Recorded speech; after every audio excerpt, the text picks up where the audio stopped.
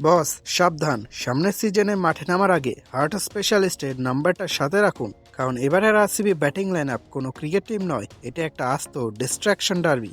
আপনি ভাবছেন আপনি নিরাপদ, না বস, আপনি চরম বিপদে আছেন। আর এই বিপদটা কিন্তু আরসিবির জন্য নয়, বিপদটা অপোনেন্টের বোলারদের জন্য।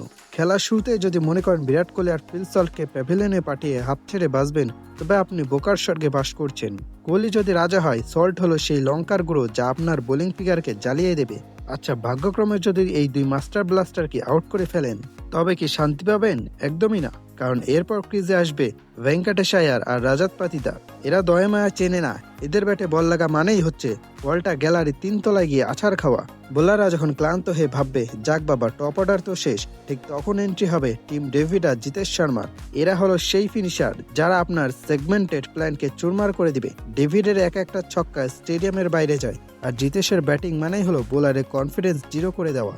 এরা মাঠে থাকা মানে স্কোরবোর্ড তখন রকেটের গতিতে ছুটছে। এদের নাজেহাল করা থেকে বাঁচার কোনো রাস্তা খোলা নেই।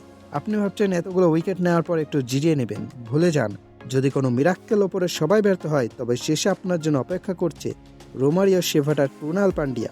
এরা যখন ব্যাট ঘোরায় তখন ফিল্ডাররা বল খোঁজে না, তারা শুধু ডাগ আউটের দিকে তাকিয়ে কান্নাকাটি করে। এদের বিধ্বংসী ব্যাটিং ছাড়া আপনি বাড়ি ফিরতে পারবেন না। হয়তো হার্ট অ্যাটাক নিয়ে হাসপাতালে যেতে হবে, নয়তো কাঁদতে কাঁদতে ড্রেসিং রুমে। আসন্ন মৌসুমে আরসিবি কাউকে ছাড় দেবে না।